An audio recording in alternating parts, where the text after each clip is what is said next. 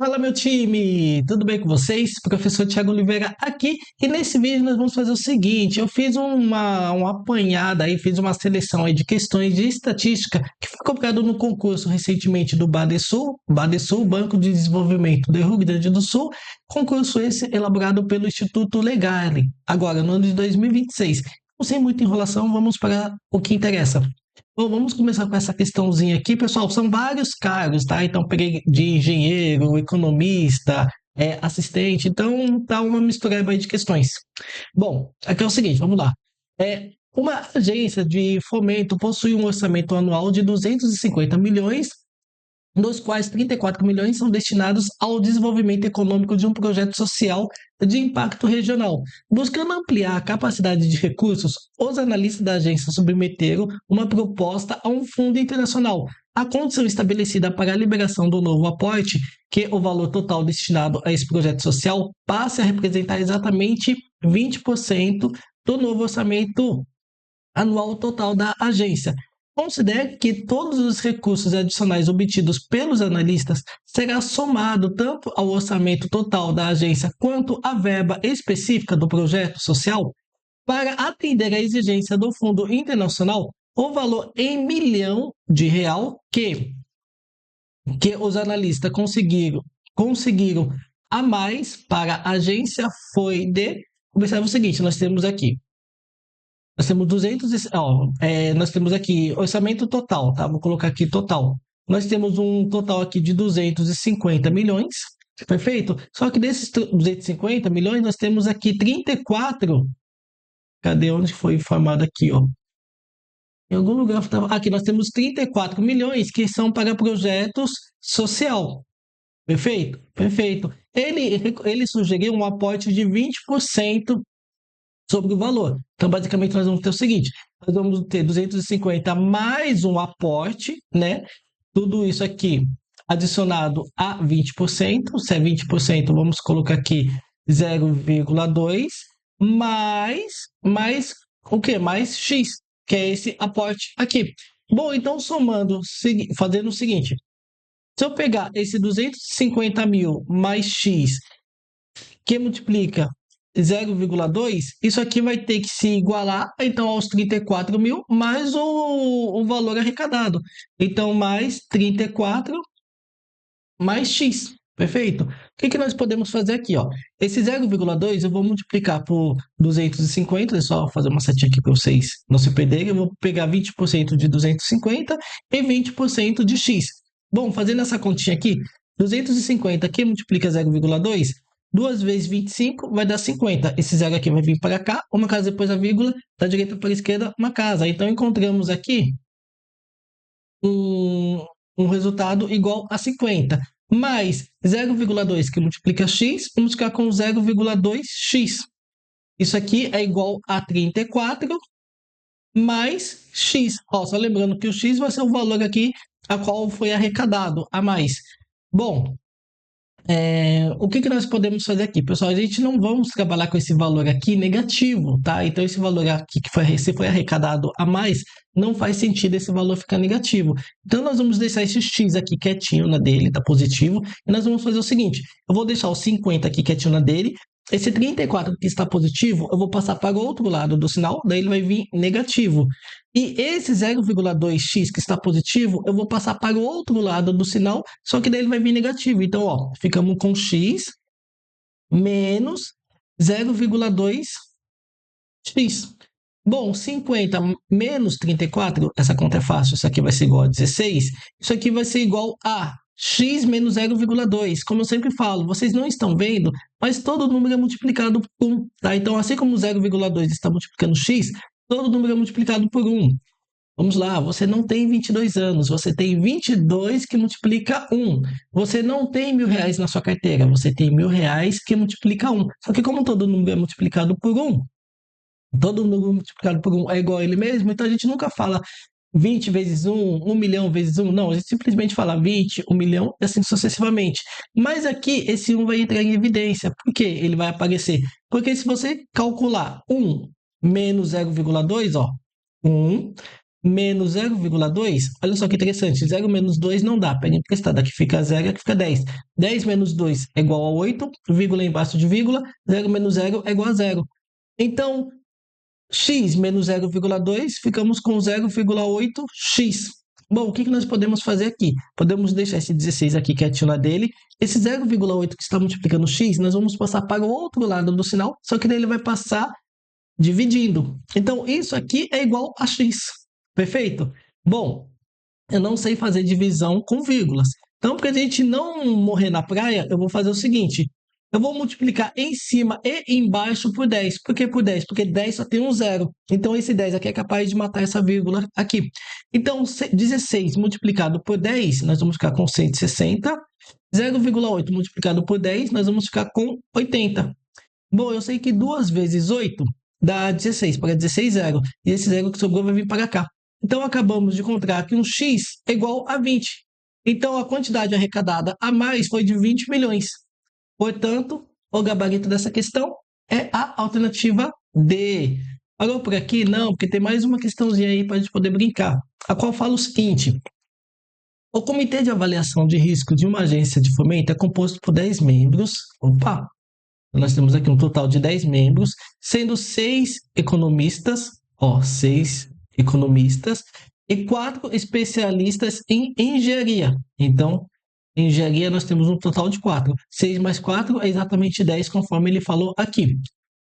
Para garantir uma análise criteriosa, a multidisciplinar de projetos estratégicos, como as voltadas ao setor de saneamento básico, a agência realiza o sorteio aleatório de uma comissão técnica formada por 4 membros distintos entre os integrantes do comitê. Pessoal, esses 4 membros distintos não faz sentido a banca informar. Pelo seguinte, se eu tenho, tá o professor,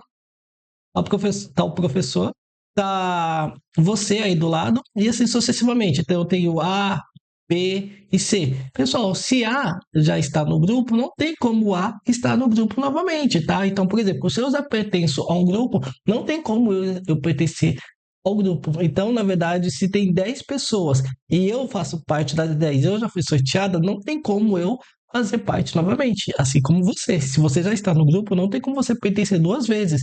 Então, essa ideia de 4 membros distintos é uma coisa meio que óbvia, tá? Mas o que a banca quis quando ela colocou essa palavrinha? Ela só quis facilitar a vida de vocês, tá? Mas realmente, quando está falando de pessoas, não tem como uma pessoa representar, estar no mesmo lugar 2 vezes.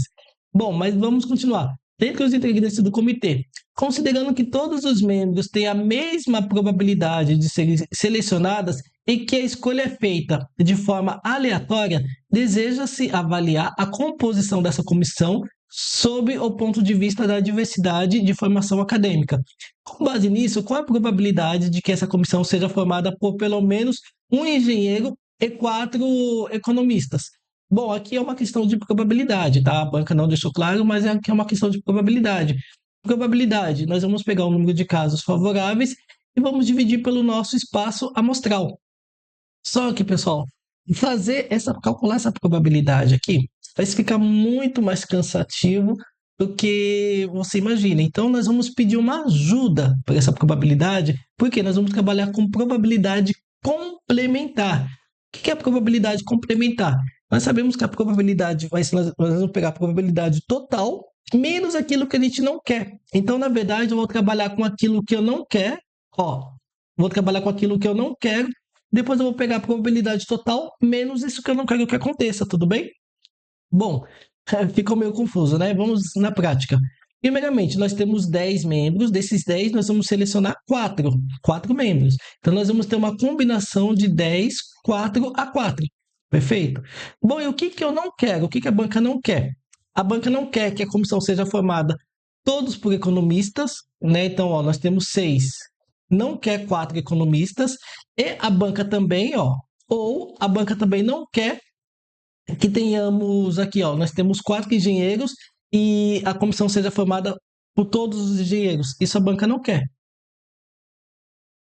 Tá? Então, ela quer que tenha pelo menos um engenheiro e um economista. Perfeito? Então, nós vamos ter que fazer essa combinação aqui.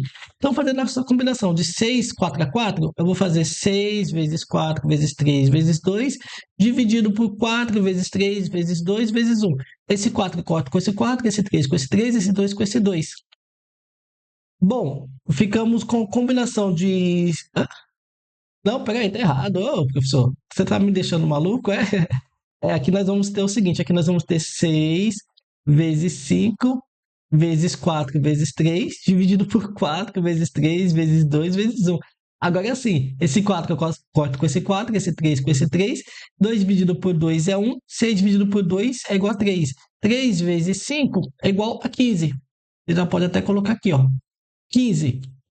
Mas combinação de todo número por ele mesmo vai ser sempre igual a 1. Então, 4 a 4 é o próprio 1. Agora nós temos aqui, combinação de 10, 4 a 4. Vou ter 10, que multiplica 9, que multiplica 8, que multiplica 7, dividido por 4 vezes 3, vezes 2, vezes 1.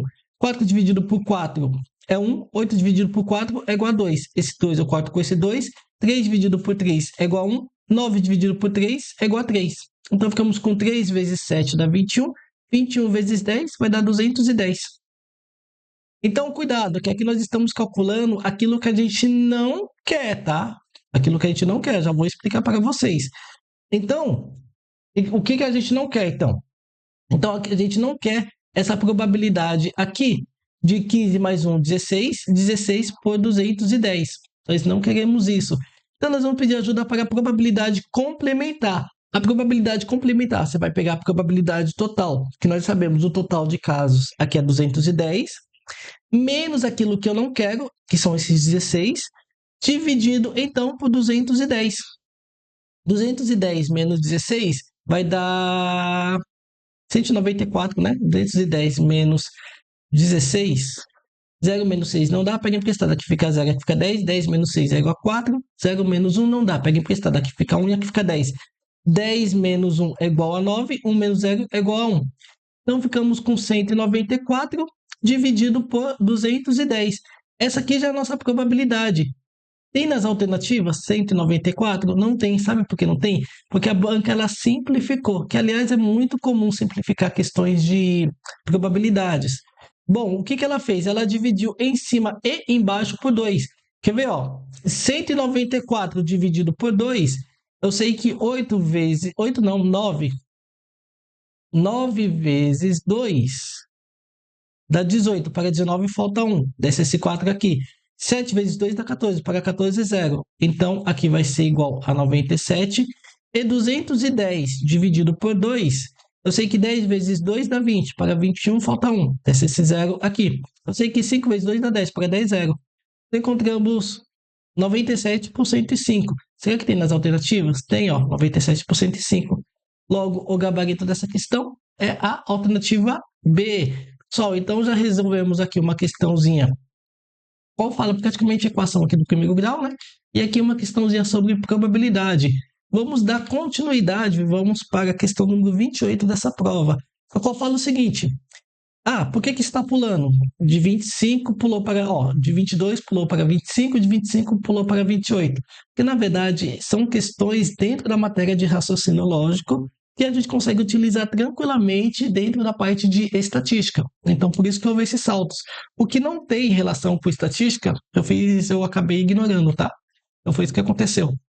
Vamos para a questão número 28. Numa instituição pública, os projetos de fomento, projetos de fomento à aprendizagem de estudantes de educação básica aparecem no sistema da instituição, sendo divididas das seguintes condições. Então, temos 1, 2, 3, 4 e 5 condições. A partir das condições, é possível afirmar corretamente que o total de projetos que estão no sistema de instituições é de... Observa que essa questão aqui basicamente é uma questão relacionada a conjuntos. Pessoal, falou em conjuntos dentro de estatística, nós vamos trabalhar dentro da parte de probabilidades, principalmente a probabilidade da união de 2, 3, 4 eventos, ou então é importante saber organizar essas informações, principalmente quando nós vamos tabelar. Então, quando você vai tabelar essas informações, é importante você saber diferenciar saber compreender o que está se passando. Então, é por isso que eu trouxe essa questão aqui para esse vídeo. Bom, primeiramente ele falou o seguinte: nós temos projetos aprovados com financiamentos que é igual a 120. Ó, então, projetos aprovado com financiamento, tá? Então, nós temos um total aqui de 120. Perfeito, perfeito. Depois ele falou aqui, projetos aprovados. Projetos aprovados, ele passou um total de 180. Então, observe o seguinte, que projetos aprovados dentro de financiamento, ele está totalmente inserido dentro dos projetos aprovados. Por que que eu sei? Por que que eu tenho tanta certeza disso? Pelo seguinte, porque a quantidade de projetos aprovados é muito maior do que essa de financiamento aprovado. Então, eu sei que essa interseção aqui, ela está 100% aqui dentro dos aprovados. Ele falou que nós temos um total de 180, só que nós já temos 120 aqui. Então, se nós já temos 120 aqui fora nós temos um total de quanto? Nós temos 60, ó. Observa que 60 mais 120 vai ser exatamente 180, conforme a banca falou. E depois ela foi um pouco mais, ó. Projetos aprovados, 30 unidades em reestruturação. Então, nós temos um outro conjunto aqui dentro, ó, de reestruturação. Ó, reestruturação, a qual comporta aqui um total de 30 unidades. Opa, se é 30 unidades, vamos colocar esse 30 unidades aqui e vamos descontar esse 30 do total. Então, nós vamos ter 60 menos 30, aqui vai ser igual a 30. Olha só como que está batendo. Eu tenho 180 projetos aprovados. 120 mais 130 vai dar 150, mais 150 mais 30 vai dar exatamente 180. Então, por enquanto, está batendo aqui com o total geral. Vamos para a próxima. Projetos em reestruturação para aprovação futura, 80 unidades. Opa, se ele está falando que é para aprovação futuras, significa que ele ainda não foi aprovado. Então, ó, para aprovação, projetos para aprovação. Se é para aprovação, nós temos um total aqui de 80 projetos. Então, esses 80 aqui, ele não faz parte dos projetos aprovados. Então, ele está aqui meio que isolados. Depois, ele ainda falou o seguinte, nós temos aqui 40 processos recusados. Então, ó, recusados, se é recusado, não é aprovado e ele não está para aprovação. Então, nós temos um total aqui de 40. Com base nessas organizações aqui, agora é só analisar cada uma das alternativas. A A está falando o seguinte, 300, considerando que os projetos aprovados englobam aqueles com financiamento e os de reestruturação, sendo somado apenas os conjuntos disjuntos restantes. Bom, vamos saber se realmente é 300. Eu tenho aqui 120 mais 30 dá 150, 150 mais 30 dá 180. Então, eu vou fazer 180 mais 40. 40 mais 180 vai dar 120.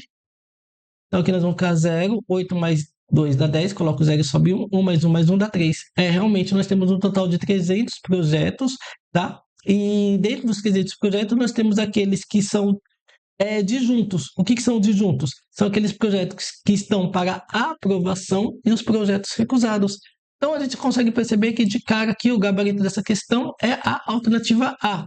Só para não passar tão batido, porque eu fico meio suspeito quando a alternativa de cara já é a A, eu prefiro dar uma rápida, assim, passar os olhos rapidamente nas outras alternativas. Vamos para B. 420 ao somar todos os conjuntos apresentados, admitindo que não há interseção. Primeiro, pessoal, somando todos os projetos aqui, nós vamos ter um total de 300, não 420, e há interseções, ó, interseções. Isso aqui está totalmente inserido dentro de aprovados. Isso aqui está totalmente inserido dentro de aprovados.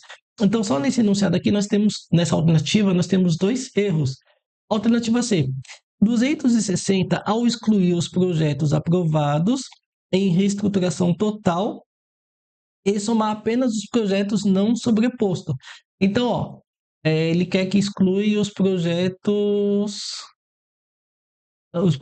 de reestruturação, né? Bom, então nós temos aqui 180 menos 30 vai dar 150. Ó, daí você vai pegar 150 mais 120, Aqui dá 0, aqui dá 7, aqui dá 2. Então, nós temos um total de 270. Ele colocou 260. Não, negativo, errou por 10. Alternativa D, 340, considerando os que eu... Não, 340 nem tem como chegar no 340, porque o total de projetos aqui, nós já vimos na alternativa A, que é igual a 300. Tá? Então, se é igual a 300, não há o que se falar em um valor acima de 300. E a alternativa E, 220, ao considerar exclusivamente os projetos aprovados e em reestruturação, desconsiderando os recusados, por não integrarem o ciclo ativo. Bom, aqui eu tenho 180, aqui eu tenho 180, ó, 120 mais 30 dá 150, mais 30 dá 180, mais os aprovados, que é 80. Ele pediu para excluir os recusados. Aqui eu tenho 0, 8 mais 8 dá 16, coloco 6 e sobe 1, 1 mais 1, 2. Aqui nós temos um total de 260 e ele formou 220. Está errado. Então, realmente, a gente consegue perceber que o gabarito dessa questão é a alternativa A. Vamos para mais uma questãozinha aqui, a qual fala o seguinte: na etapa de exploração de dados, é importante utilizar medidas de posição e de dispersão para obter informações sobre a amostra. A respeito dessas medidas, analise as assertivas A1, A2 e A3. Está ou estão corretas? Bom, vamos começar com a primeira. A média, embora seja uma medida amplamente utilizada, não é a mais adequada quando a distribuição é simétrica. Muito pelo contrário, pessoal. Quando a distribuição é simétrica, nós temos essa curva assim, ó. E aqui é basicamente uma curva do quê? Uma curva de distribuição normal. Pessoal, distribuição normal é basicamente o filé mignon aqui da estatística. Então, aqui nesse caso, nós temos a média, moda e mediana. Então, na verdade, a falar que não é adequada, pode desconsiderar esse não aqui, tá? Esse não aqui não faz sentido. Então, só por causa desse não, esse item 1 aqui, ele está errado. Se ele está errado, a gente já consegue eliminar a alternativa A. Também é possível eliminar a alternativa C. Bom, ficamos em dúvida, então, entre a B, a D e a E. O item 2 está falando: a média, moda e mediana são medidas de posição central quando nada informa sobre a variabilidade dos dados. Correto. Para conhecê-las, se faz necessário trabalhar com medidas de dispersão, tais como desvio padrão e variância. Pessoal, aqui é uma reta onde eu estou representando as medidas de posição. Observa que esses pontos aqui, eu não sei o que é esses pontos, se é média, moda e mediana, mas eu consigo identificar que esses pontos aqui, eles estão posicionados em algum lugar, perfeito? Então, essas aqui são as medidas de posição. Já as medidas de dispersão, como o próprio nome sugere, eu vou ter pontos, só que além desses pontos, eu vou ter outros pontos aqui e nós vamos medir a distância desses pontos em relação a algum termo. Normalmente, tá, como é variância e desvio padrão, nós estamos considerando a média. Então, isso aqui é a média. Então, nós vamos estar calculando a dispersão. Nós vamos estar calculando a dispersão desses pontos aqui em relação à média. Perfeito? Então, realmente, o que foi dito aqui no item 2, ele está correto. As medidas de posição somente informam a posição. As medidas de dispersão informam a dispersão, ou então entende-se como variabilidade dos dados, o quanto os dados estão variando em relação à média. Perfeito? Então, o item 2 está correto. Então, a gente já consegue desconsiderar a alternativa D, que ele desconsiderou o item 2. Então, ficamos em dúvida entre a B e a alternativa E. A 3. O desvio padrão obtido a partir da variância ao quadrado não é adequado em um conjunto de dados com valores extremos. Nesses casos, é melhor utilizar o coeficiente de variação. Observa que quando se fala em desvio padrão é uma medida de dispersão. O desvio padrão não está nem aí com relação às extremidades, se os valores são aberrantes, são outliers, ele não está nem preocupado. Porque o desvio padrão ele vai usar a média como referência, como termo central, e vai medir a dispersão da média até os limites, seja mais extremos ou seja mais próximos, tá? Então, esse item 3 aqui, na verdade, não faz o menor sentido. Então, sabendo-se que o item 3 está errado, a gente consegue marcar tranquilamente que o gabarito dessa questão é a alternativa B. Pessoal, tive que interromper a questão 38 pela metade, né? Porque meu filho estava me chamando. Mas agora vamos continuar. Então, vamos retomar o item número 38. Porque você ficou editado, então, se eu não falasse, talvez você nem perceberia. Bom, o item 38 está falando o seguinte: A respeito das distribuições de probabilidade, assinale a alternativa incorreta. Bom, ele quer a incorreta, vamos entender. Alternativa A. Pode-se entender a distribuição binomial como a repetição de N ensaios de Bernoulli, sendo esses ensaios independentes entre si. A distribuição binomial é comumente utilizada para modelar o total de sucessos em amostra de tamanho N, extraída como repetição de uma população de tamanho N. Pessoal, eu quero ser bem sério com vocês, independente se vocês estudam comigo ou então com outros professores, o que que acontece? Qual que é a sequência? Nós vamos começar pela distribuição de Bernoulli. Bernoulli, simplesmente, nós vamos trabalhar com sucessos, somente com sucesso e fracasso. Simples assim. Então, Bernoulli, nós vamos ter P e Q, ou então conhecido como P, que multiplica 1 menos P. Isso aqui é a mesma coisa, tá? Isso aqui é Bernoulli. Agora, quando se trata de binomial, conforme ele trouxe aqui, nós vamos ter N elementos que multiplicam sucesso e fracasso e N elementos que multiplicam sucesso e fracasso. Então, a gente costuma falar que a distribuição binomial ela é uma evolução da distribuição de Bernoulli. Perfeito? Então, dado esse contexto, o item A ele está perfeito. Cuidado, a banca aqui é incorreta. Bom, alternativa B. No modelo gaussiano, para variáveis aleatórias, é uma das mais relevantes em probabilidades e inferências em parte graças ao teorema do limite central, o qual estabelece que, à medida que o tamanho da amostra aumenta, a distribuição amostral da média converge para uma distribuição normal. Pessoal, perfeito. Devido ao limite do teorema central, né, o que está falando esse teorema aqui? Ele basicamente está falando o seguinte, que se você for pegar um evento, tá? Normal, tá? Como o próprio nome sugere, um evento normal. É como se você pegasse uma areia e essa areia você fosse jogando areia aqui, ó. Eu tô aqui com a mãozinha, tô jogando a areia. Então essa areia ela vai fazer mais ou menos esse formato aqui, ó. Ó, ó. Então quando ela faz esse formato, isso aqui acaba convergindo para o quê? Acaba convergindo para a distribuição normal. Observa que quanto mais areia eu jogo, mais vai ter esse formato aqui. Se eu tivesse jogado só um pouquinho de areia, nós teríamos isso aqui, ó. Mas conforme a gente vai aumentando, ela vai vindo aqui ó, até chegar nesse ponto aqui. Tá? Então, quanto mais areia eu jogo, mais ela se aproxima aqui de uma distribuição normal. Tá? Então, realmente, isso aqui está ok. Isso aqui está correto. Se o item A e B está correto, ele quer a incorreta.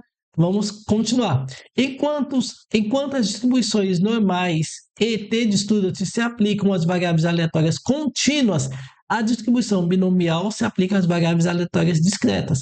Exatamente, pessoal. Quando se fala em distribuições de probabilidade, nós temos aqueles valores que referem-se a distribuição a valores discretos. Quais são eles, professor? Nós temos aqui distribuição uniforme e discreta, nós temos Bernoulli, binomial, Poisson, geométrica. Agora, quando refere-se à distribuição contínua, nós temos, de fato, nós temos a binomial, nós temos a normal, a t de Student, nós temos a exponencial, a uniforme contínua, entre outras. Perfeito? Perfeito. E o que esse item aqui falou é verdade. Então, nós temos a distribuição binomial, refere-se, né, aos valores discretos, e nós temos as contínuas, a normal, que refere-se a valores contínuos. Perfeito? Então, esse item C também está correto. Alternativa D. Na distribuição, o segundo momento é dado pelo μ e o terceiro momento é dado pela variância, sigma ao quadrado. Além disso, uma propriedade importante dessa distribuição é que a moda, a média e a mediana são iguais. Realmente, eu vou até utilizar esse gráfico aqui, ó. Esse ponto aqui, nós temos a média, nós temos a moda e temos a mediana. Então, média, moda e mediana são todas iguais. Perfeito? Perfeito. Só que a gente só tem que tomar cuidado no seguinte, aqui nós estamos falando de método dos momentos. Não vou aprofundar tanto em método dos momentos, porque eu ia precisar de uma aula, de um vídeo só para tratar desse assunto. Mas quando você fala em média ou método dos momentos, que é uma espécie de média, uma espécie de ponto de equilíbrio, nós estamos levando em consideração o momento em relação à média ou então o momento em relação à origem. Mas independente se for pela média ou pela origem, nós temos um ponto em comum. Se você pegar um valor valor, e ele estiver elevado a 1, significa que a ordem do momento é igual a 1. Se você tiver um valor que está elevado ao quadrado, significa que a ordem do momento é de ordem 2. Se você tiver um valor estiver elevado ao cubo, significa que você tem um momento de ordem 3. Perfeito? Perfeito. Observe o seguinte, que todo número é elevado a 1. Então, até brinquei na questão anterior, que você não tem 22 anos, você tem 22 elevado a 1. Todo número elevado a 1 é igual a ele mesmo. Então, se eu estou falando basicamente de significa que está sendo elevado a 1.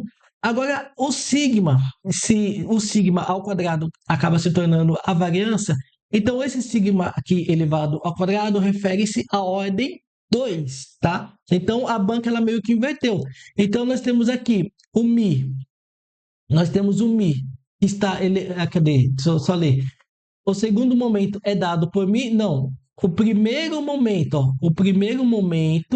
é dado por e o segundo momento, porque eu sei, por causa que eu estou vendo esse expoente 2.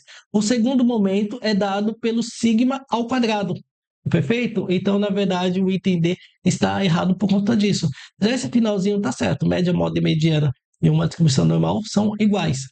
Bom, alternativa E. A distribuição T de Student é importante na inferência das médias populacionais e o gráfico de densidade, uma variável aleatória que segue uma distribuição com V grau de liberdade, se aproxima do gráfico de uma normal padrão quando V é suficientemente grande. Exatamente, pessoal, eu falei de grão de areia, ficou perfeito. O grão de areia, na tese, tá? Na prática é difícil, mas na teoria é possível contar cada grão de areia. Então você consegue contar quantos grãos de areia. Mas a partir do momento que você aumenta a quantidade de grão de areia e começa a jogar, lembra que eu falei para você que o grão de areia vai acabar fazendo esse formato aqui, ó. Esse formato aqui, quanto mais grão a gente coloca, maior ele fica, né? Então, mais ele se aproxima de uma distribuição normal, tá? Então, é diferente você jogar 3 grãozinhos de areias, que ele vai ficar espalhado, do que você jogar um monte de grãos de areia. Então, quanto mais grãos de areia você jogar, mais ele vai se aproximar de uma distribuição normal. Então, de fato, esse item E está correto. Como ele quer a incorreta, então a gente consegue concluir que o gabarito dessa questão é a alternativa D. Parou por aqui? Não, porque tem mais questões. Mas nós vamos fazer o seguinte: nós vamos dar uma pausa, que eu vou aproveitar que meu filho está me chamando. Nós vamos beber uma água, dar uma esticada e logo em seguida nós vamos retomar. Então, não saia daí.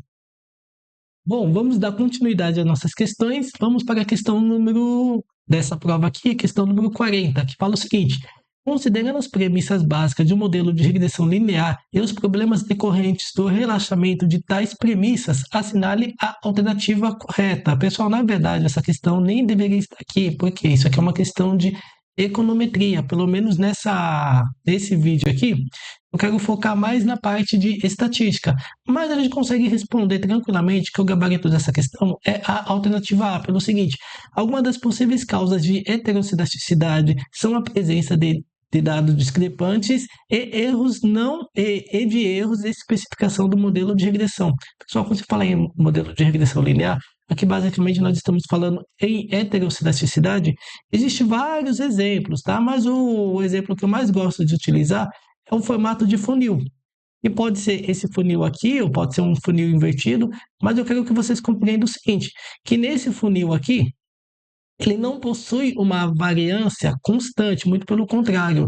Na verdade, ela começa menor, começa pequena variabilidade e conforme o decorrer, ela vai se estendendo, tá? Então, ela vai se estendendo justamente por causa desses dados aqui discrepantes. Então, quanto mais discrepante maior vai ser o erro, tá? Então, quando se fala em heterocidasticidade, basicamente é isso que está sendo dito aqui dentro de um modelo de regressão linear, perfeito? Bom, então, essa questão aqui, vou trabalhar com vocês da seguinte maneira.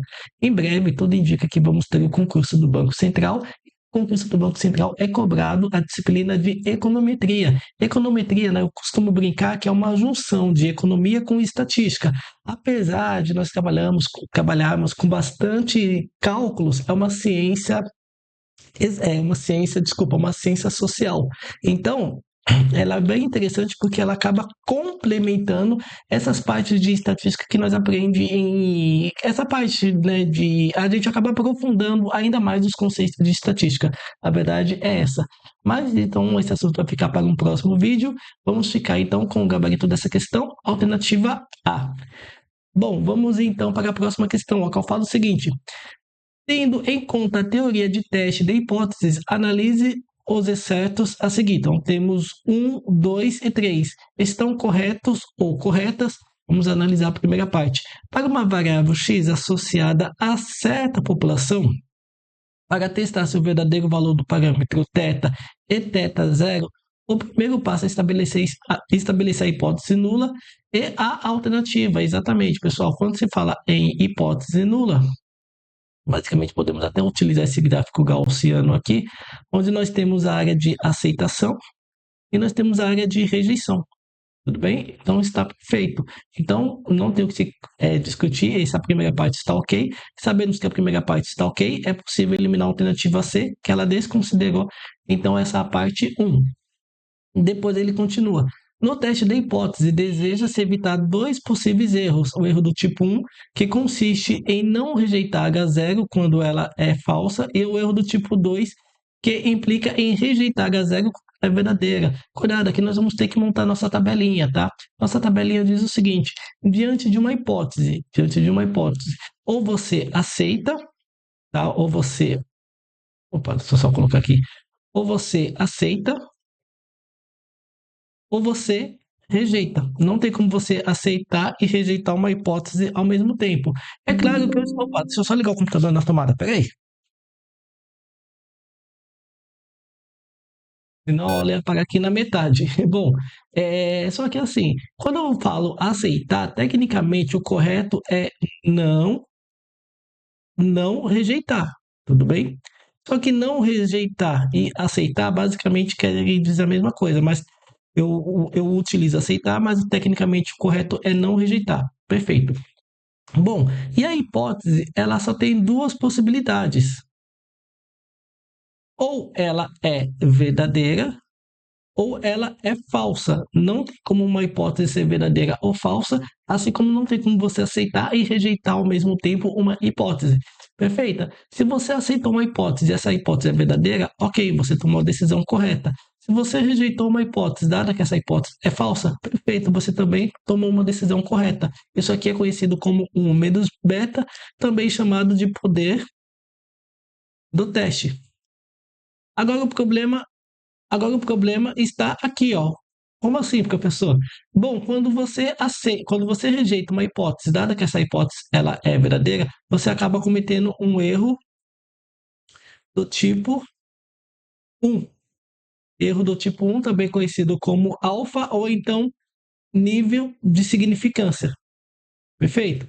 Perfeito. E também temos outro problema. Quando você aceita uma hipótese, dado que essa hipótese ela é falsa, você também comete um erro. Só que nesse caso aqui é um erro do tipo 2, tá? Também conhecido como beta. Bom, olha que interessante.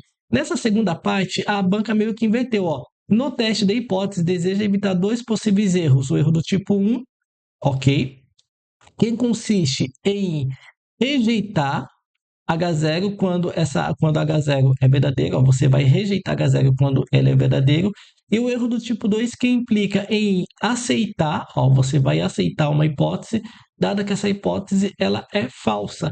Então a banca ela meio que inverteu os conceitos do erro do tipo 1 com o erro do tipo 2, tá? Então por esse motivo, esse item 2 aqui ele está errado. Se esse item 2 está errado, é possível eliminar a alternativa B, que ele considerou como item 2 correto, é possível eliminar a alternativa D, que ele considerou como item 2 correto. Observa que ficamos em dúvida, então, entre a e a alternativa E.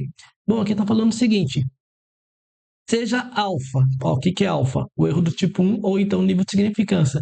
Seja alfa a probabilidade de rejeitar a hipótese nula quando ela é verdadeira, então alfa é o nível de significância do teste. Exatamente, ó, acabamos de ver. Quando você rejeita uma hipótese, dada que essa hipótese ela é falsa, ela é conhecida como erro do tipo 1, alfa é nível de significância, tá? Então esse item 3 está correto. Então se o item 3 está correto, podemos considerar como correto então a alternativa E. Perfeito? Parou por aqui? Não, porque tem mais questõezinhas ainda. A gerência de RH da agência de fomento decidiu realizar uma pesquisa sobre o nível de satisfação dos seus 500 colaboradores. Devido ao tempo limitado, optaram por entrevistar 50 funcionários, selecionando aleatoriamente para representar o todo. Nesse contexto da estatística descritiva, como são classificadas tecnicamente o conjunto total de 500 colaboradores e o grupo menor de 50 indivíduos selecionados, respectivamente? Bom, antes de responder, nós temos que entender o seguinte: que tudo que existe está dentro de um universo. Então, tudo está dentro de um universo. Dentro desse universo, nós vamos ter elementos com características iguais, parecidas, semelhantes, limitado a um território estatístico. Esse território estatístico, muitas das vezes, se confunde com território geográfico, perfeito? Então, aqui nós temos 500 funcionários. Ó. Por que eu sei que são 500 funcionários? Porque são 500 pessoas que trabalham para a mesma empresa. Então, são 500 pessoas que possuem a mesma característica, né, com relação a trabalhar para a empresa. Então, esses 500 funcionários, eles possuem um nome. Esses 500 funcionários representam a população. Então, a população é composta por todos os elementos com características iguais, parecidas e semelhantes. Perfeito? Agora, quando você for retirar uma parte desses 500 funcionários, no caso aqui 50 funcionários, esses 50 funcionários, ele representa o quê? Representa uma parte da população. E essa parte da população é conhecida, então, como amostra. Então, como ele quer a sequência dos 500 funcionários e dos 50 funcionários selecionados, então nós temos aqui o conceito, respectivamente, de população e amostra. Então, a gente consegue perceber que o gabarito dessa questão é a alternativa C. Vamos dar continuidade aqui.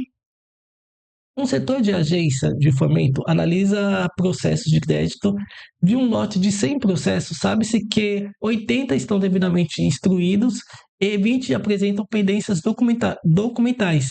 Se um analista selecionar ao acaso e sem reposição 2 processos para uma auditoria rápida, qual é a probabilidade aproximada de que ambos os processos escolhidos apresentem pendências documentais seguindo as regras básicas de probabilidade?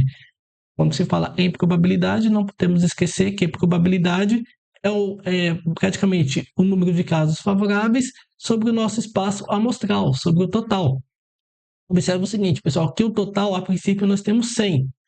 Nós vamos selecionar 2 sem reposição, a banca foi bem clara aqui, ó, sem reposição de documentos que apresentam inconsistência, que apresentam algum problema. E nós temos 20 documentos que apresentam pendências. Então, a probabilidade, se é o número de casos favoráveis, nós vamos pegar 20 e vamos dividir por 100. Só que esse aqui é o primeiro documento. Depois temos o segundo documento. O que nós não podemos esquecer é o seguinte, que na matemática, na estatística, no raciocínio lógico, o E vai trazer a ideia de... O conectivo E traz a ideia de multiplicação, o conectivo OU traz a ideia de soma. Como nós vamos selecionar um processo e outro processo, então nós vamos multiplicar. Bom, se aqui tínhamos 20, se tínhamos 20, foi retirado 1, restou quantos documentos? Restou 19. No total, tínhamos 100 documentos. Já foi retirado esse primeiro. Então, ficamos com 99. Perfeito. Tudo o que precisamos fazer, então, é essa continha aqui. É claro que eu vou fazer o seguinte, eu vou cortar esse 0 com esse 0. Eu sei que 2 vezes 19... 2 vezes 9, 18, coloco 8, sobe 1, 2 vezes 2, 1, com 1, 3. 2 vezes 19 dá 38, 10 vezes 99 é fácil, você vai fazer 1 vezes 99, dá 99. E esse zero aqui vai vir para cá. Então, ficamos com 38 dividido por 990. 38 dividido por 990 não dá para dividir. Então, coloco um zero, uma vírgula e um zero aqui. 380 não dá para dividir 990, então coloco um zero e um zero aqui. Agora, é claro que eu vou cortar esse zero com esse zero. Bom, se aqui fosse 100 redondo, eu sei que 4 vezes 100 daria 400. Então, aqui não pode ser 4, tem que ser um valor abaixo de 4. Vamos tentar com 3. 3 vezes 99. 3 vezes 9, 27. Coloco 7 sobre 2. 3 vezes 9, 27. 28 e 29. Encontramos 297. Para 380, falta quanto? Vamos lá. 0 menos 7 não dá, pega emprestado, aqui fica 7, aqui fica 10. 10 menos 7 é igual a 3. 7 menos 9 não dá, pega emprestado, aqui fica 2, aqui fica 17. 17 menos 9, vamos lá, 9. 10, 11, 12, 13, 14, 15, 16 e 17. Falta 8. 2 menos 2 é igual a 0. Então, 3 vezes 99 dá 297. Para 380, falta 83. 83 não dá para dividir 99, então coloca mais um zero aqui. Se fôssemos arredondar para 100, 8 vezes 100 daria 800. 9 vezes 100 daria 900. Então não pode ser 9, aqui só pode ser 8, tá? Nem parei por aqui. Então encontramos aqui 0,038. 0,038. Ou, se multiplicarmos por 100, vamos ficar com 3,8%. 3,8%, valor que mais se aproxima, né? É o que está expresso, então, na alternativa B. Parou por aqui? Não, porque tem mais duas questõezinhas ainda para a gente poder brincar. Bom, essa questão fala o seguinte: um fundo de investimento de uma agência de fomento destinado à infraestrutura verde sofreu variações em seu patrimônio líquido ao longo de 3 anos. No primeiro ano, devido ao novo aporte, o fundo cresceu 20%. No segundo ano, com oscilações do mercado de títulos, houve uma desvalorização de 15% sobre o valor acumulado. No terceiro ano, o governo realizou um aporte de emergência equivalente a 10% do valor presente no fundo naquele momento. No final do terceiro ano, qual é a variação percentual total acumulada em relação ao valor inicial do fundo? Bom, aqui é o seguinte, pessoal, podemos pensar da seguinte maneira, tá? A princípio, então, nós temos 100%. Então, se nós temos 100%, 100 dividido por 100 é igual a 1. Então, começamos, eu particularmente eu gosto de começar assim. Então, aqui nós temos o número 1. Ó, nós temos o número 1. Perfeito? Perfeito. Daí ele fala o seguinte: no primeiro ano houve um aporte. O que houve um aporte? Houve um crescimento, ó. Houve um crescimento de 20%. Então significa que eu vou pegar esse 100% e vou aumentar mais 20%. Então, vamos ficar com 120%.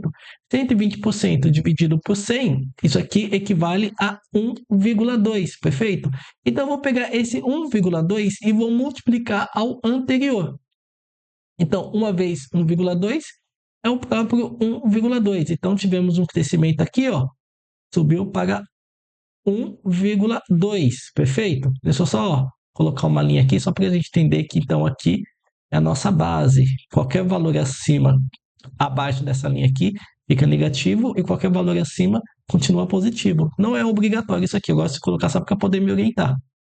Bom, daí nós vamos dar continuidade. Já no segundo ano, com a oscilação do mercado, houve uma desvalorização de 15%. Opa, se houve uma desvalorização de 15%, observa que esse 1,2 passou a ser o nosso novo 100%. Então, se houve uma desvalorização de 15%, eu vou fazer 100 menos 15. 100 menos 15, isso aqui é igual a 0,85. Então, o que eu vou fazer? Eu vou pegar esse 0,85 e vou multiplicar a esse valor aqui de 1,2. Então, ó, 0,85 que multiplica, então, 1,2. Vamos lá. 2 vezes 5 dá 10, coloco 0 e sobe 1. 2 vezes 8, 16, com 1, 17. 1 vezes 85 é igual a 85. Então, ficamos com 0, 5. 5, né? 7. 8, 9, 10, 11, 12. Coloco 2 e sobe 1. 8, 9, 10. São 3 casas depois da vírgula, da direita para a esquerda, 3 casas. Então, observa que ele desvalorizou, mas ele não desvalorizou ao ponto de ficar negativo. Ele ficou, então, com 1,02, ó. Ficamos com 1,02. Quase voltamos para o patamar inicial, para essa linha aqui, mas ainda ficamos um pouquinho acima. Perfeito, ainda estamos no lucro. Bom, agora o que acontece?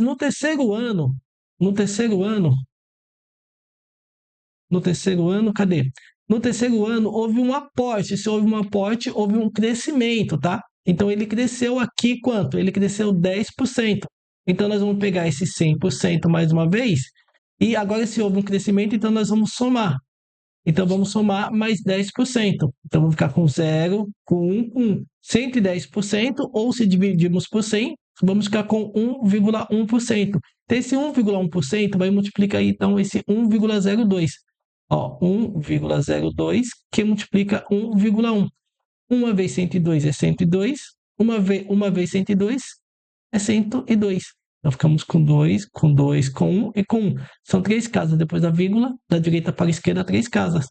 Então, olha que interessante. Subimos para 1,12. Aqui é 1,2.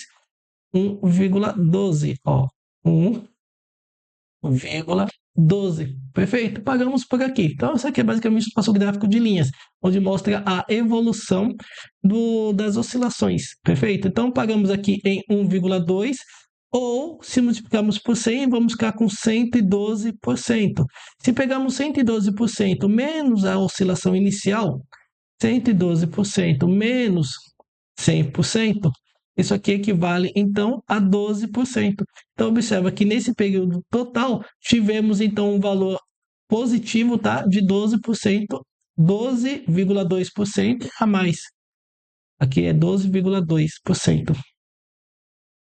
Vou só colocar aqui, ó. Vou só arrumar aqui, tá? Daí vocês podem dar um print.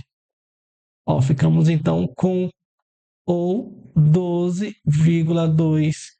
12,2% é o que está expresso, então, na alternativa D.